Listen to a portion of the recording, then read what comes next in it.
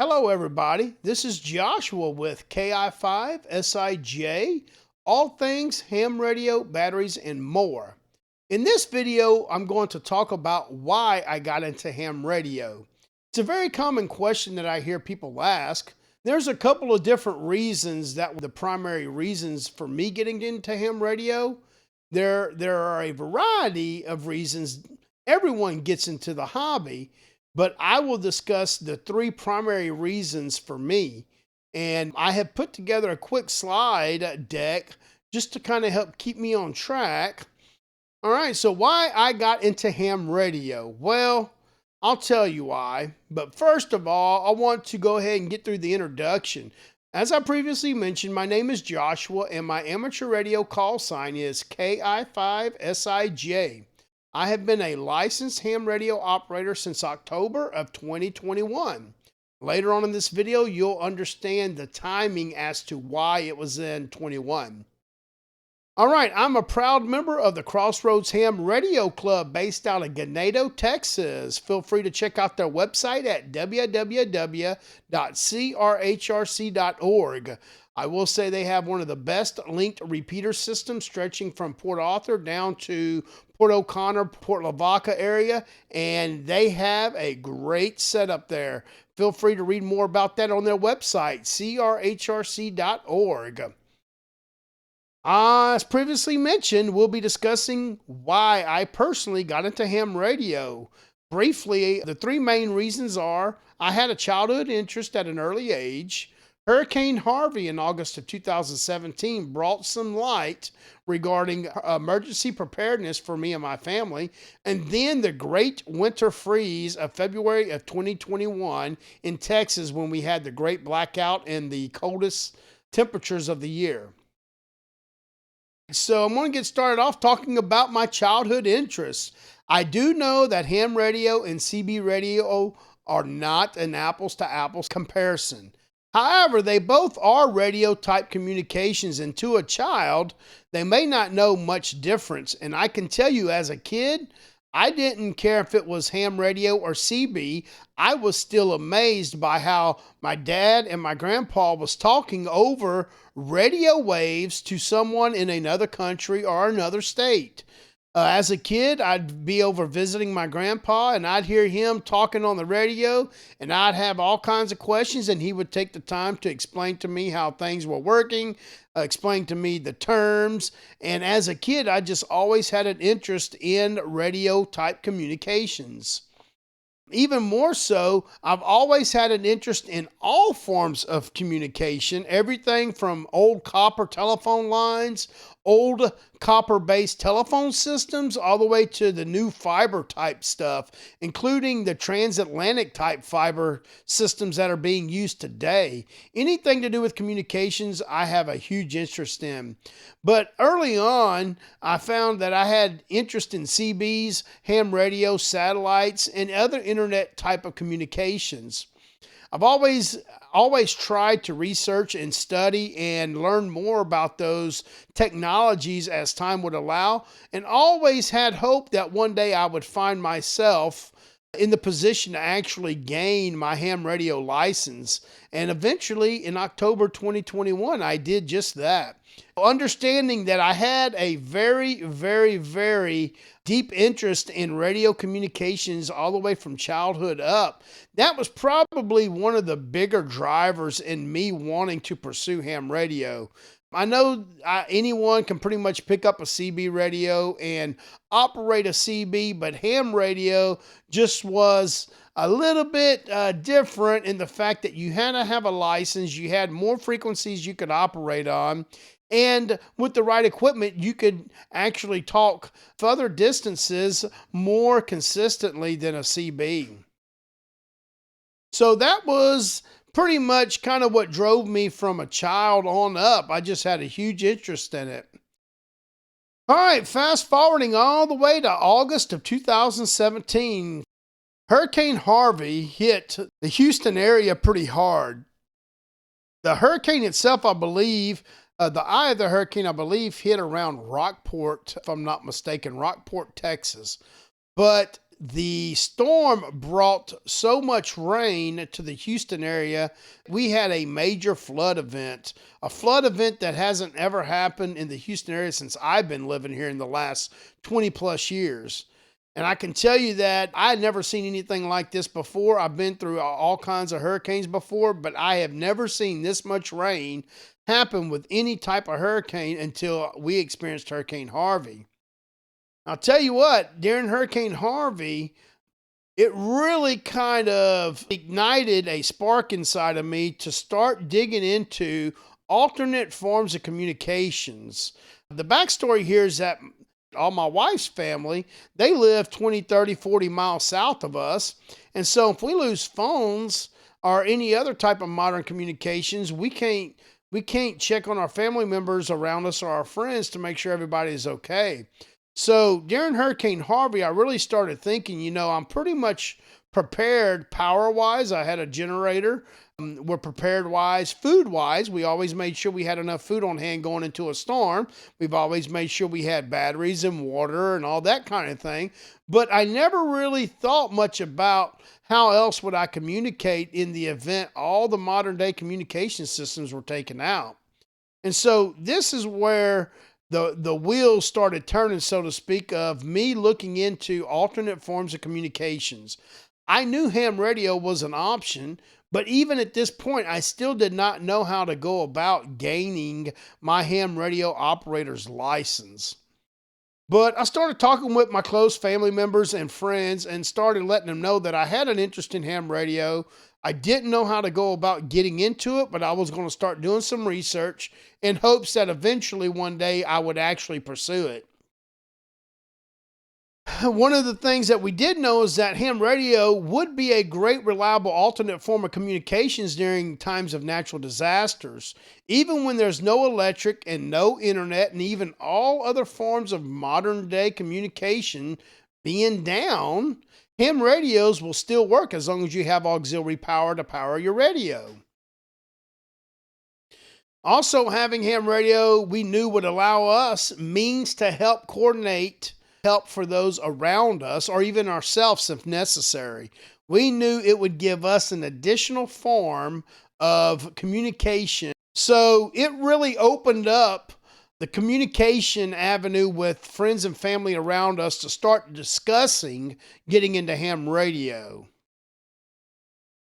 I want to show you a few pictures and a few slides of some moments that we captured during Hurricane Harvey so that you can better understand exactly why we really started thinking about all this. Here's a slide of us just going down the road not too far from our home.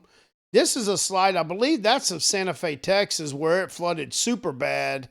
That's probably about 20 miles south of where I live. This is a photo of my backyard. Our two retention ponds had actually merged in the middle. This is another photo of the retention pond. It's pretty much busted outside of its banks. This is the school right outside of our subdivision. Let me go back. This is a school right outside of our subdivision. What you can't really see right here is that there is a road underneath this water, and it's about 2.5 to 3 foot of water. My truck had 35-inch tires, and at one point on this road, the water was coming over the top of my tires. Yeah, we got out in it because we were trying to help the neighborhood around us. We got out and went and got some supplies for some of the families in our community. And then on the second day, this is what happened to that same truck. We ended up flooding it in a pondage area. This is the third day when we went back to go look at the truck the day after we flooded it. We ended up sliding off of the road into the bank of this pond area, and the more we tried to get out, the further we slid in. That's what the results was, unfortunately. Thankfully, no one got hurt. The truck was just a material thing, and it was a hard lesson for me to personally learn. I shouldn't have been out that far away from home on roads that were flooded. I should have been staying closer to home on roads that I was more familiar with. And honestly, if the water was above a foot, I shouldn't have been in it. but I was just trying to help others around me whenever this happened. I was actually out on a supply run trying to get supplies for the local community when this happened. That was pretty much how Hurricane Harvey affected me personally. I really opened my eyes to a couple of things. First of all, I shouldn't have got out in that deep of water, that far away from home, not being a professional at high water rescues or anything like that. I shouldn't have been out in my truck. Just because I had the lifted truck, I shouldn't have got out. And I know I'm getting off topic, but it was a lesson that I learned. And the other lesson that I learned is, had I been in a bind and had there not been traffic going by that day when I did that, I would have been stuck there.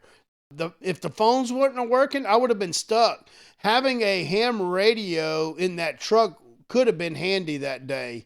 But I tell you what, the whole Hurricane Harvey situation in general really helped me evaluate how prepared I was for the next major storm.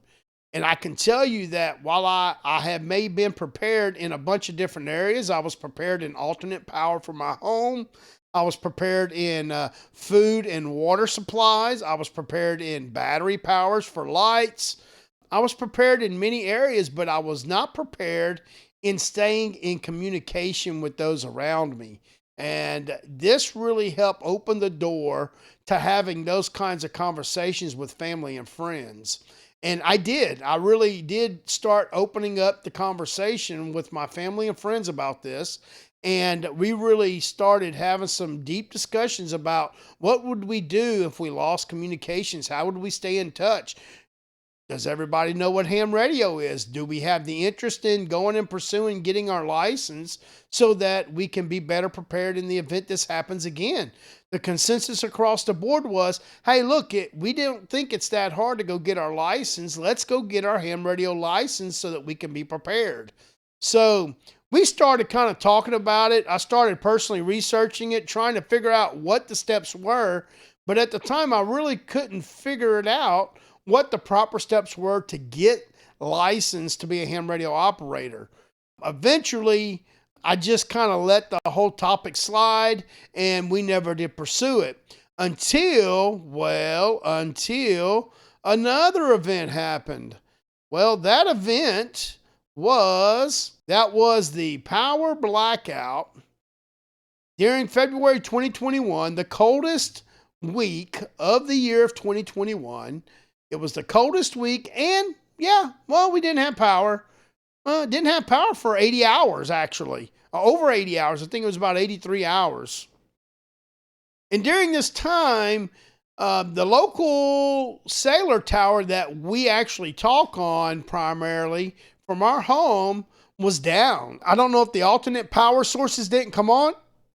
I don't know if the alternate power sources didn't work right or weren't reliable. I don't know if maybe the cellular tower was operating at half power to preserve alternate power source usage. I don't know what the situation was, but I know that we lost all cellular communications. Also, several internet providers in our area also had service interruptions due to the lack of power. And then, this brought back up the topic again. How do we communicate when we lose all modern day communication technologies? We need an alternate way to communicate with our family and friends when all other forms of communications have failed. Well, as I previously mentioned, I've been in this place before back during Harvey. I brought this topic up and brought it up for discussion with my family and friends before. We all agreed that it would be a great alternate form of communication, but we never did take any formal action to go get licensed. I did do some research, try to find out what the process was. I did try to research and find out how to go about it, but I got frustrated and gave up on it. But this time, things were different. I did need to contact family and friends. I did have folks I needed to check on, and I could not because all of my communication methods were unavailable. So this most definitely confirmed for me a second time that I needed an alternate form of communication for my family and friends if I wanted to consider myself adequately prepared for a natural disaster. So I started pursuing it again. I will tell you that the blackout also confirmed the need for me personally for alternate power sources. And I do have more than one power source for my home and my other gear that I have for emergency preparedness. So I have multiple power sources. I have 2 generators. I can run off of natural gas. I can run off of gasoline, and I can run off of propane if I need to. So I have options, and that's about as prepared as I can be for power-wise, but I need to make sure I'm prepared communication-wise as well. So I'm going to show a few pictures right quick of some of the things that we dealt with during the freeze here. Well, this is just kind of showing we actually had ice during that freeze. This is a picture of the front yard in the neighborhood we were living in at the time. The whole road is froze over. Something crazy. I only seen that like that one time. That truck that I flooded during Harvey, this is a picture of that truck. That truck still dries, believe it or not. Yep, here's some icicles on the plants in front of the house. Here's a fireplace, gas fireplace. Well, it's what kept most of everybody in our neighborhood warm. I went out and I got prepared. I went and bought a couple of bottles of propane, 30 gallons of gasoline. Actually, I had about 40 gallons of gasoline. And well, pull this generator out into the backyard, and this gray hose is actually hooked up to our natural gas feed. So I had everything I needed to actually get everything except for one adapter. And I went down to the local hardware store. Even though there was no power, they were still open. They had the part I need, and I was actually able to connect up natural gas to my generator and pretty much run everything in my home. However, that did not fix my communication problem. I still could not communicate with family and friends because all of our communications were down. What you see here is I put a piece of black tarp over the generator because it was storming outside. It was raining outside. And I was trying to keep water off the generator. The generator sitting on top of a pallet so that it wasn't in the rain or in a puddle of water. And I was trying to keep it as dry as possible. And I got the exhaust coming out the side so it didn't melt the plastic there. So after the storm, I went ahead and made some decisions so that I could be better prepared for next time.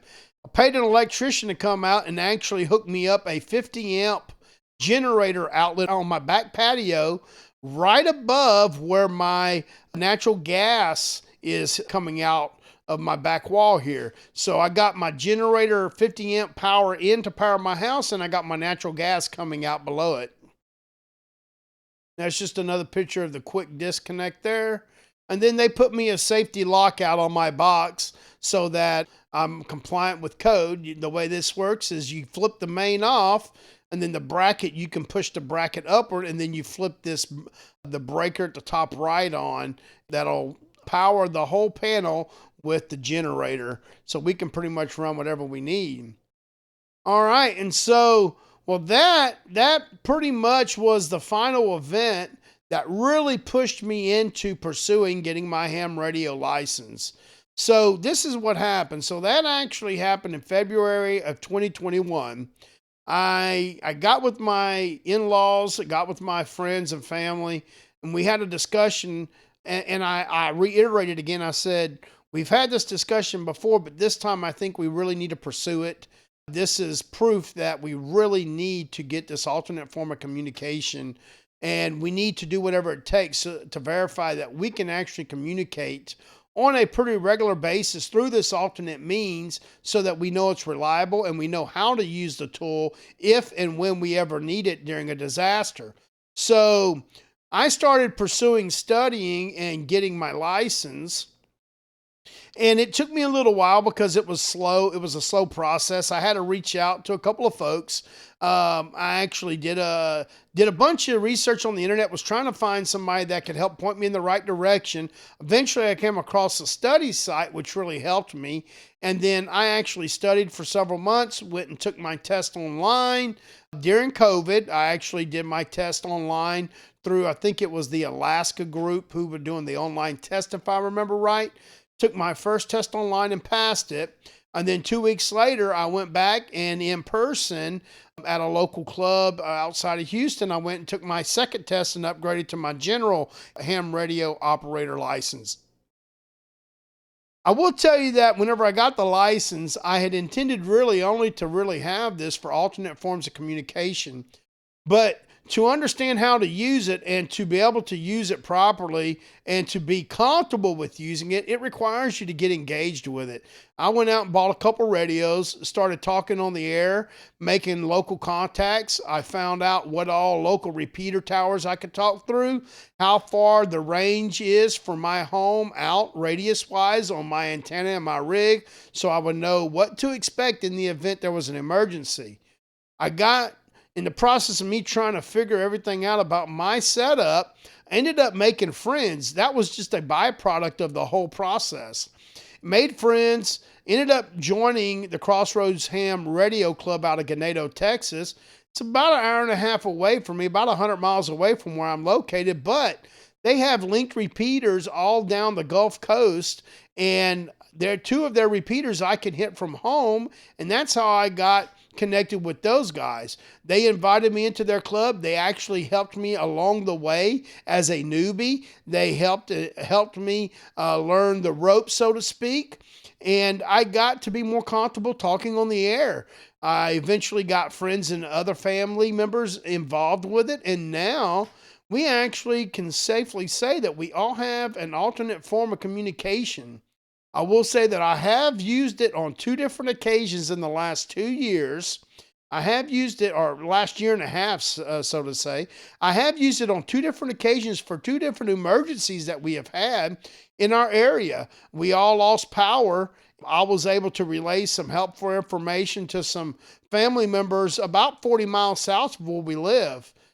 And there was another instance where we had some bad weather moving in, and I was able to check up on some family and friends after they had lost power. All they had operating was their battery on their radio. So it was a great tool to have for those situations.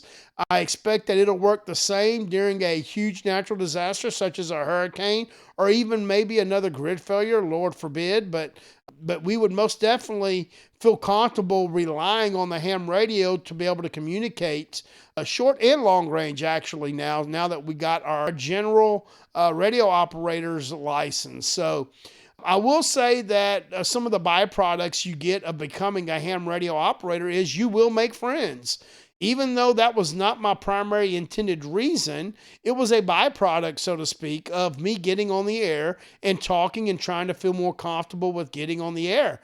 I made friends local. I made friends a couple 100 miles out. And I tell you what, it's really fun to get on the air and talk. You make a lot of contacts. You get to learn a lot about people around you. You get to understand that a lot of people around you have some of the same underlying reasons for getting into the hobby as you. But I will tell you, now that it's been like almost a year and a half since I got my license, if somebody was to ask me why I'm in ham radio, I would tell them the original reasons I just told you. But then I would recap and say, hey, look, even if you're not looking for an alternate way to communicate for emergency preparedness, it's a great way to communicate. It's a great way to have fun. It's a great family-friendly hobby to have. I got both of my teenage boys licensed and in the hobby, and they enjoy talking on it when they have time. So it's a great family-friendly hobby to have. A lot of folks get their families licensed. A lot of folks get their families involved. It's a great means of communication. So there's a lot of perks to having your ham radio operator's license. The big fun, to me, I really get the most excitement out of operating on the HF bands. Those are the bands that can operate halfway around the world.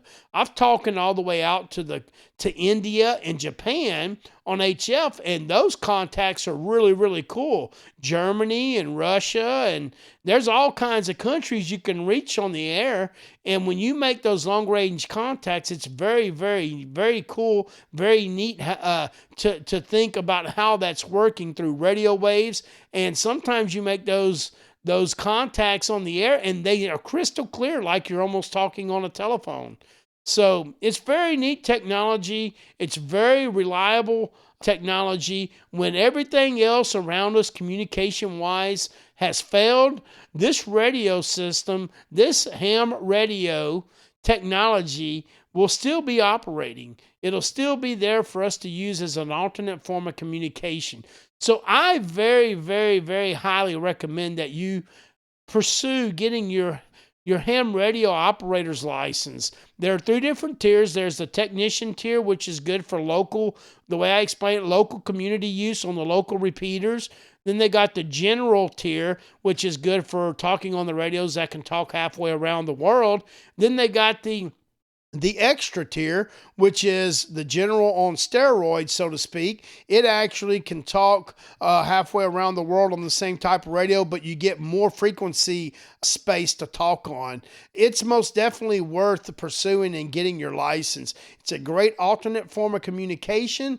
It's a great hobby to be in, a family-friendly hobby. So if you want something to get your family involved in, you don't have to worry about it not being very family-friendly. I've gotten, like I said earlier, I got both my boys past their technician license. They can talk with me on the radio anytime I'm on the road, anytime they're around their radio. We can talk via radio. We've had times where we've been out at a campsite and have talked on the radio, and it's been really, really fun. So I'll close this video up by saying there's multiple reasons you could get into the hobby. There's multiple reasons you can get your ham radio operator's license. All right, whether or not it's because you're trying to be prepared for emergencies or whether or not you're just doing it for fun as a hobby, I highly encourage getting involved with ham radio. It's a great hobby. It's a great skill to have. You never know when it might come in handy one day. And I tell you what, it really, really, really is a whole lot of fun. So I'll wrap this up and say, I really enjoyed doing this video. It is a question that I got from some of my family members before, so I figured I'd put the video out there. If you enjoyed the video, please give me a thumbs up. Please subscribe. I will be providing other videos just like this video, focused around the ham radio hobby, focused around building batteries, battery packs. We'll be doing videos about other types of technologies, proof of concepts, do-it-yourself builds, and more. Please feel free to check out our website at hambatteries.com, hambatteries.com, and we're also on Facebook at facebook.com/hambatteries. We'd love to have you join us there. Please continue following us as we continue on our ham radio journey. We enjoy exploring all the different possibilities out there regarding the ham radio hobby. We have deep interest in technology in general. We have great interest in battery technologies and building battery solutions. And we love bringing all the technology, batteries, and other means into the ham radio hobby so that we can be better prepared and find solutions and find different things that we can do with the hobby. So please continue following us and look out for our next couple of videos coming out very soon. Thanks again, and 73 from KI5SIJ. Have a good one.